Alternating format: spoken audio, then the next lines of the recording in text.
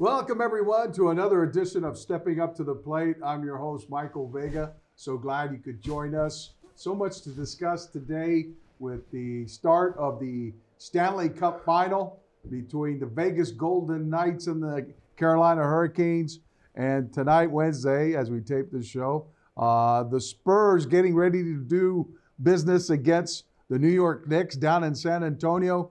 And Al, you know who I'm going for on that one? The Knicks. No. You got the Knicks. No, you took the Knicks. I took the Cavs. Knicks against Cleveland. You took the Knicks. I took the Cavs. I owe you coffee. You didn't show up. I still owe you coffee. So, in the perpetual coffee bet that we have here. So you can have the Spurs. I'll take the Thank Knicks. you. Being from Texas, there's no other team I'd take. I got right the now. Hurricanes. Unbelievable.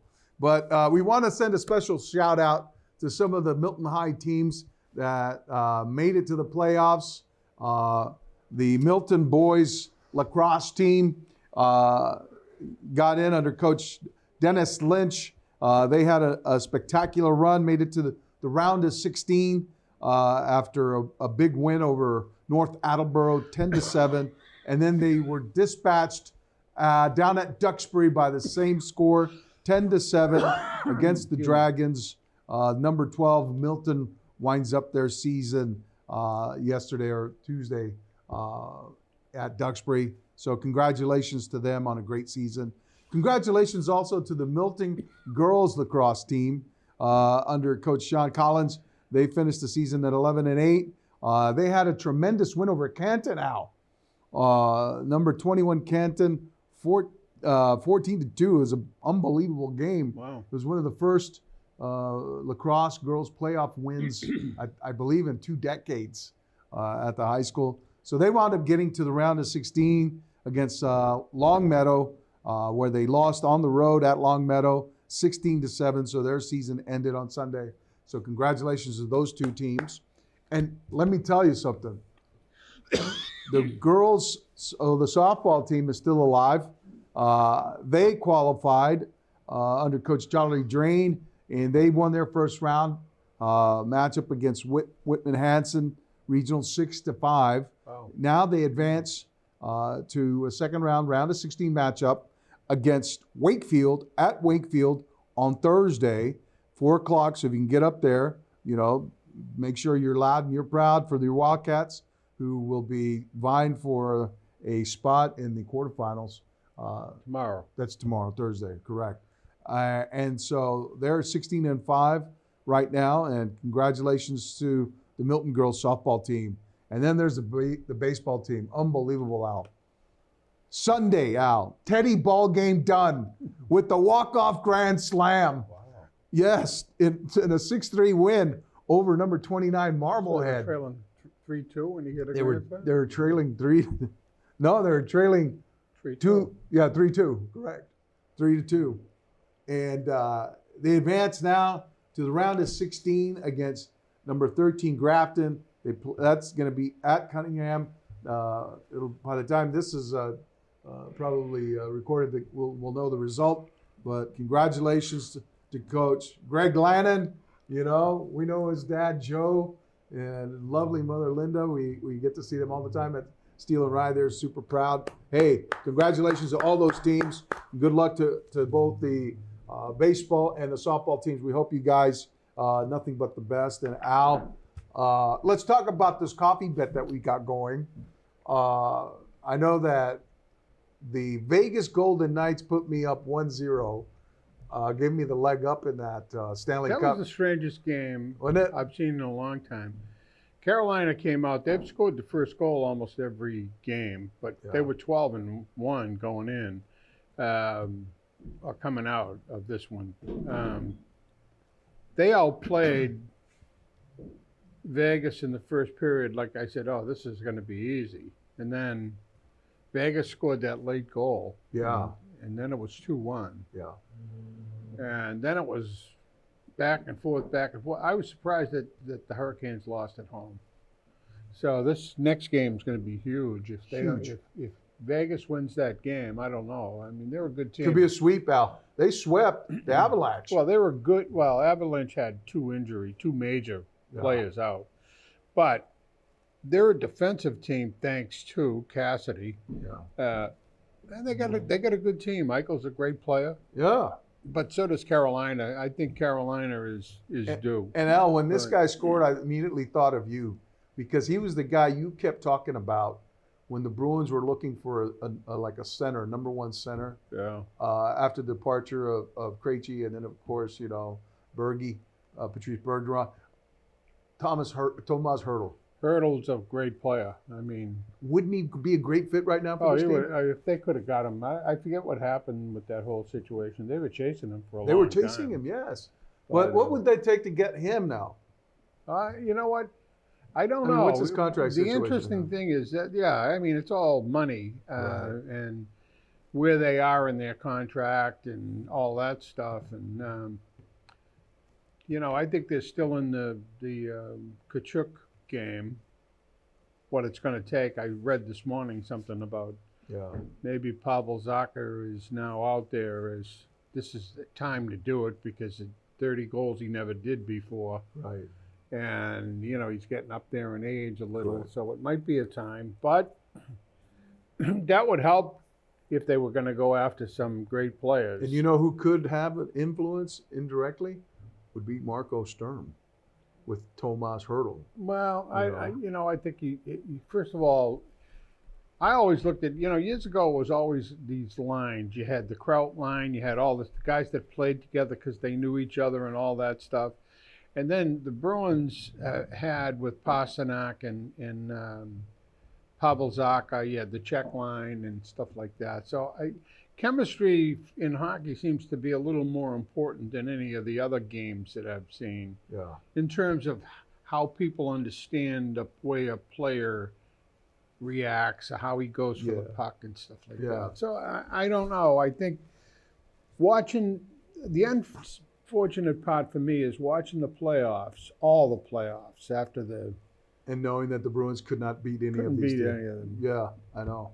I mean, That's the thing that Carolina, that for gnawing sure. thought in the back of your mind that keeps creeping up. You sit there. Could the Bruins even stay on the ice with these guys? yeah, but there's a formula. There is definitely a formula. One is check, check, check, check all over the Yeah. place, and that's what Carolina does.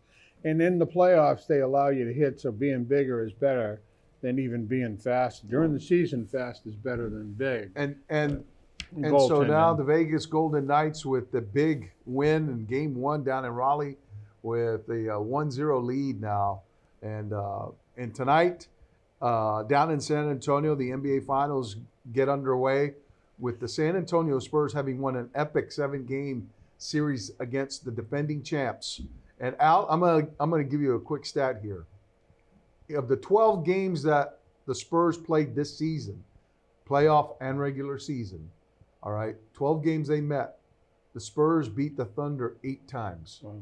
Unbelievable, Al. Unbelievable. Mm. And 4 of those wins came in that epic game, that series, the best of 7 series. It's a matchup. I mean, they probably match up very well against them, and that's why a one team. And I don't know. I mean, and here are the Knicks. They're laying in wait, and they're getting the rest. So I think that's an advantage for the Knicks.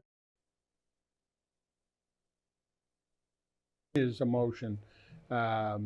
And 2, they were always considered the long shot here, not the perennial favorites.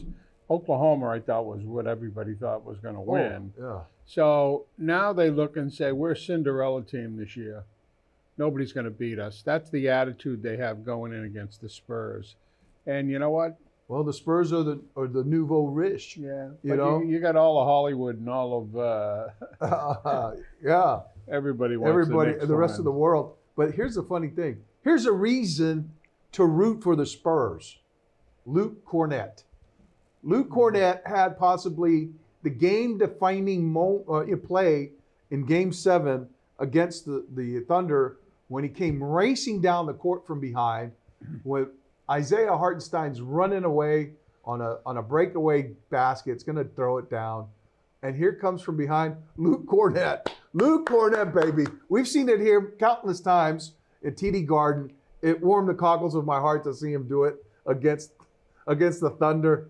And you know what? Victor Wembanyama They're all world. I mean, transcendent talent for the Spurs. 7'4" with a handle of a point guard, you know, and the ability to shoot threes, the ability to take you inside and wheel and deal on you from the paint. You know, unbelievable. He's sitting on the sidelines. He's clapping. He's just like mesmerized by Luke Cornett. You know, here's a kid, 21 years old. He's taken the mantle of this team. He's become their leader. You know, unquestioned that guy drives this team. But he's surrounded with a lot of great young talent. Stephon Castle, you know, Devin Vassell. You've got, you know, of course, Luke Cornett coming off the bench. You've got De'Aaron Fox, who's a KG veteran guard, and I think he can lock up, you know, Jalen Brunson. So the matchups now, that's the thing. The Knicks had to have been sitting there thinking, ooh, how do we match up with these guys? Who's gonna guard Wembanyama? It's gonna take at least two of us to guard him.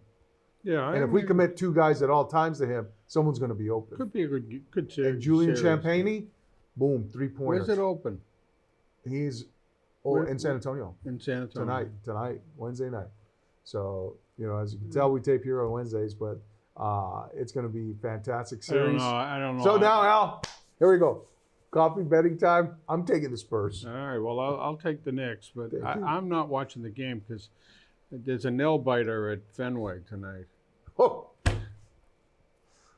Peyton Tolley's on the mound now. It's going to be. It doesn't matter. He'll give up 3 runs and they'll lose.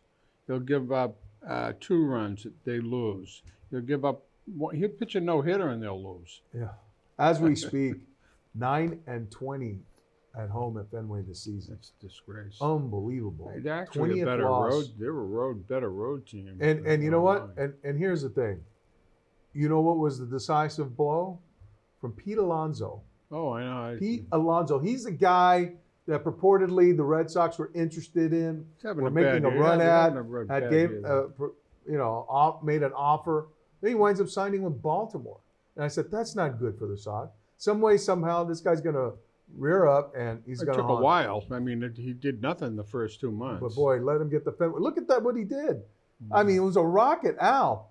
I mean, he barely got a hold of it and he sent it into the Green Monster. And you're sitting there thinking, you know, if he'd been playing for the Red Sox, we wouldn't have Wilson Contreras. We'd have him. But so, would you rather have him or Wilson Contreras right now? I'd take Contreras. I'd take Contreras. All right. He's a better fielder for one thing. Yeah. And he's just equal. You know, that's the funny thing about. He's a fiery guy too. He's a leader. Yeah, he seems to be a high charge guy and all that stuff. I'd take Contreras. I think they did okay there. Yeah. It's like Devers. You know, Devers has been miserable in San Francisco. He's now playing first base, incidentally, in DH, and you know, he's doing what he was going to be doing here if he stayed. Yeah, he's got 7 home runs, but 7 home runs for him. When you look at some of these other ball players, and you know, he's not the elite player he was before. I think last year hurt him big time. The shine is off on him up there, but. And now, yesterday, or actually earlier this week, was the start of NFL free agency, where you know teams are free to talk to other teams and make deals and trades, and some blockbusters out, unbelievable blockbusters. But the one that wasn't so much a blockbuster that everyone thought was coming was the acquisition of the Patriots by A.J. Brown, the wide receiver from the Philadelphia Eagles. Everyone knew that was in the offense. Some controversy there, though, in terms of his attitude in the clubhouse. He didn't. The thing that came out was that he didn't think Jalen Hurts was being held into account. Well, I understand that, but that's not his fault. He's a player. Inability. He's a player. He's not a coach. He's not right. But when owner. they're calling you out and not the quarterback, I know, but still, you don't do what he did. But it was a controversy. Let's put it that way. He's 30. You know, so he's had a long career. He's had a run, but you know what though? He started playing for Mike Vrabel in Tennessee. Yeah. Wow. And we never heard of such issues when he was in Tennessee. All we saw was production down there, and what a great receiver that guy was. He's 1,000 yards every 226. year. Yeah. Big receiver. He's able to to beat Oh, coverages. he could help them. He's going to change the dynamic of this offense. He's going to help. It's going to help Drake May. It's going What to help happens the if running Drake game. May, though, doesn't come out the way he did at the start of the season, not the playoffs, because he didn't have a great playoffs. And I understand he was hurt and all that stuff. So if he starts slow, Well, then you've got A.J. Brown saying, he's caused us to win, not me. I don't think that's going to Well, happen. it could happen. I don't know. I don't know. I mean, I'm for it because he's a great He's a receiver. great receiver, yeah. And you know who's still out there? Stephon Diggs. Well, Diggs is a great receiver too. I thought, man, What was the be a great connection? get. What was the connection with A.J. Brown and being a Patriot fan? He grew up a Patriots fan. Where? I'm not sure. Outside. Yeah, He wasn't from around here. I know that. But he always dreamed of being a Patriot. I know. It's kind of. And you know what? Here's the thing, Al. The Patriots had a chance to draft him. Yeah. And you know what they did? They drafted N'Keal Harry. Al. Great. You know who the Patriots had on the board when they got N'Keal Harry? Not only was A.J. Brown on the board, McCole Hardman was on the board. What's his name? DK Oh, yeah, Metcalf. Yeah. Metcalf. DK Metcalf. Unbelievable. Al, I guarantee you. And then they had the chance to grab 2 out of those 3 guys. Well, it's And they kind of went like for they went for the inimitable N'Keal Harry. Well, it's how the Bruins have drafted. I mean, so maybe it's a Boston thing. Oh God, Al. But you know what though? They went and righted the ship. They got this guy. He's out there in a Patriots uniform. The guy says, "This may not be heaven, but it's pretty close to it." Patriots got And when a you're tough happy schedule, like that, though. when you're at the team that you wanted to play for your entire childhood, you know what? That guy's going to be productive. He's not going to ruin it for himself or for anybody else. Got to play the game. But I look at it this way: they've improved themselves over where they were in some cases, but the offensive line still has got to a show. little suspect, yeah. But they went out and drafted. I understand that, but he's a young Caleb kid. Lowe, It's who going they're to take going a to while. plug in. He'll be a swing guy at first, which I think is a good way to bring him around. We'll But see. let's see how Will Campbell handles Well, that's the a big left. one. I think he's going to come into his own a little bit. He better. Yeah, well, and then the other big thing. Well, what was a game that he really just struggled Who? against the Browns and Myles Garrett? Oh, yeah, well. Remember that? Well, that won't be a problem anymore because Myles Garrett got traded to the Rams for Jared Verse, who is a problem now. Yeah. That guy is a problem too, though. But it's just astonishing now. Everyone's talking about the Rams as the prohibitive favorite to win the Super Bowl. Well, the Patriots got a tough schedule. Tougher. But Much last tougher. year was easy. Yeah. And so it's going to be interesting to see. And then, of course, they start the season overseas. Germany? Ooh, the Patriots start in Seattle. Oh, they do? Well, I In thought it was Seattle. overseas. They start in Seattle, at Seattle. And Seattle's going to be raising the banner on them, But, hey, we got Payback. A.J. Brown, baby. We got First A.J. game Brown. Of you the know. season, payback. And you know what? And they're not going to have Kenneth Walker.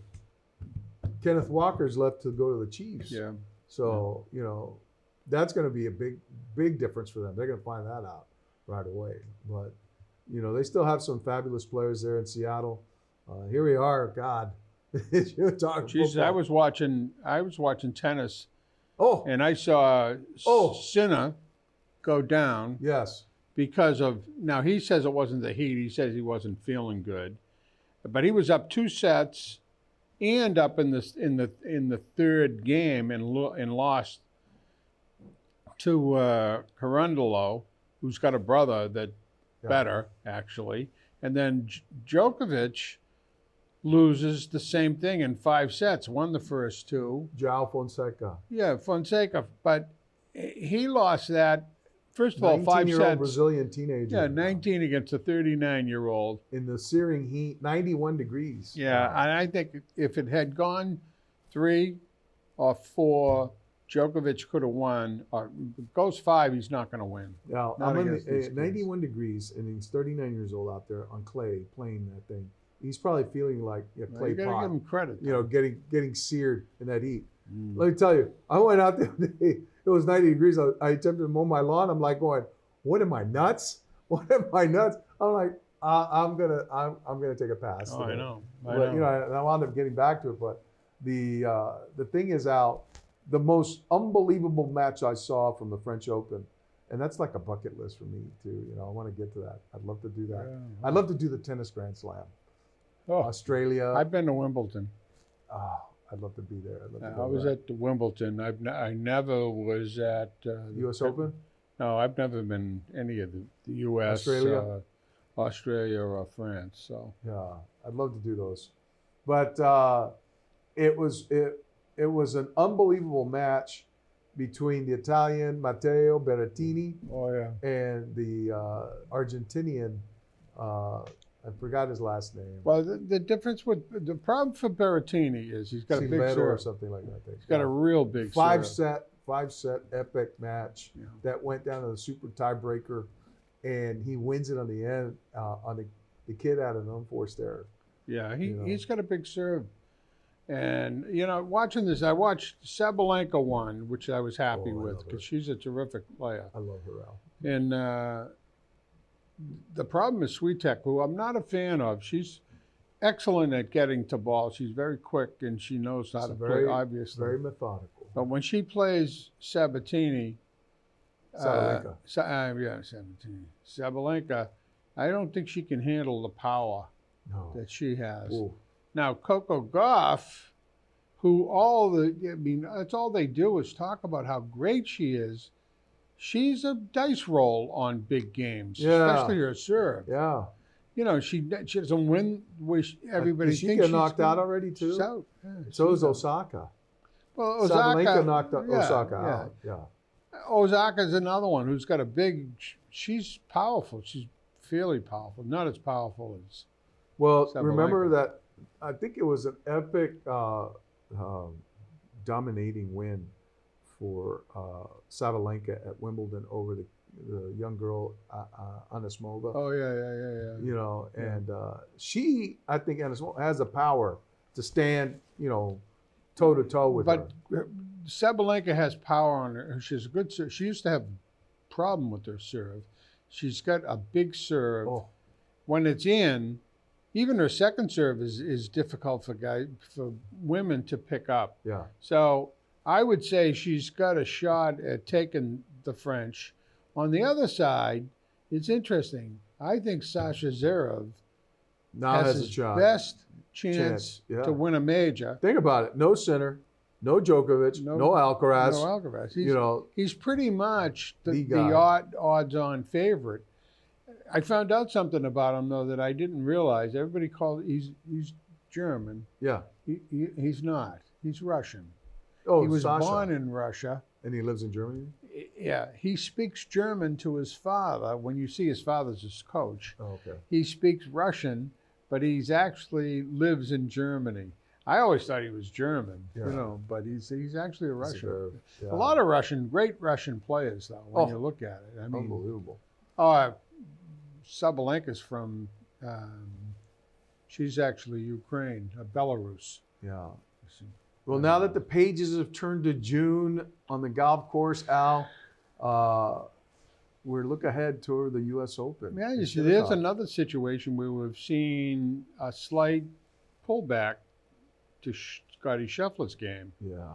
and it's been putting, basically. I mean, he didn't putt well at the Masters. He didn't putt well down in Texas. He didn't putt well At the last PGA, time. yeah. So, you know, maybe He had trouble at Aronimik. it's concentration because he's got the second kid. He's very much a family guy. Yeah. You know, I don't know. He's an interesting guy to watch because the swing is a little different. I incidentally bought a Scotty Scheffler adjustment that you Grip? put on on the grip. And I'll tell you one thing: the ball would go straighter, but it's not going as far. Al, but what he needs is to get like one of those bands, put it around his legs? ankles Yeah, well, to kind of like slow down the. I mean, he's spinning out of those shots sometimes. he's done it his I'm whole life. like, it makes me cringe, you know, like he's going to roll his ankle one time, and it's going to be over for What him. I don't understand, and I watch it, and I play obviously, but their swing speed. I mean, I go to these like Golf Warehouse, and they put you in the thing, and my swing speed is like 92, Really? and I'm swinging hard. Wow. 95. Well, these guys are like 100 and something. Okay, try doing that. You'll throw your back out. Well, I mean, then I go out in the course, and when I try to swing hard like that, I ram my club head into the ground. Intentionally, right? Yeah, well, I don't know about intentionally. Yeah. But anyways. Well, Al had a great weekend. It was his birthday. I want to celebrate you, Al. Another trip around the sun. After 75, I see you stop. But you had a great time with family. We had We'll send a shout out to your cousins. Yeah. Matt, and some of whom hadn't seen each other for years. Yeah. That we met and had lunch, extended lunch, I should say, at Limoncello's, really, in North Square. Epic meal that must have been. And it was a lot of fun to see some of the people. I've seen most of them, but there were a couple that hadn't seen each other for 60 years. 60 years, Al. One who had an extended stay in Calabria. Yeah. And one who really lived here his whole life. So interesting dynamic, though, when you think about it. I mean, these were mostly on my mother's side. Yeah. So they're more Calabres. My father's side, which is a Bruxelles, is a little different. More straight-laced. A little more straight-laced, I guess you could say. Did you wear your Italia hat, Al? I did. And you get a little comments from the guys? Well, I was told to take my hat off a couple of times, which I can't do. My son told me not to take my hat off when I have the top down in the car. No, don't. He said nothing looks worse than a guy who's bald driving. You look stylish, Al, with that hat, straight from San Gimignano, Oh, incidentally, I did get a birthday present. I got this book on Larry Bird. Did you really? And I only read the first 100 pages or so. Amazing. Who wrote it? Complex. Was it Bob Ryan or? No. I can't think of the author's name. But what's fascinating is it takes you right from when he was a kid. He had three brothers. Yes. Two of whom played pretty good basketball. Right. His dad committed suicide. Yeah. And he loved his father. He couldn't handle it. He was when you talk loner, a real loner from French Lick. Yeah. I mean, Oof. Actually a town near French Lick. It wasn't actually in French Lick. But it's fascinating to see Bobby Knight's in it quite a bit at the start, where he went to school, why he went to school there. Yeah. He had very few friends because he was a loner. Well, you got to put it on your summer to-do list here as one of those big books to read. But it's a good book. I'll give it to you when I'm done. Well, we're glad you could join us. We want to wish Al another happy birthday.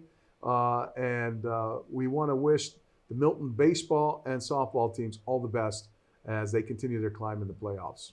All righty, everybody. We'll see you next time here on Stepping Up to the Plate. Take care.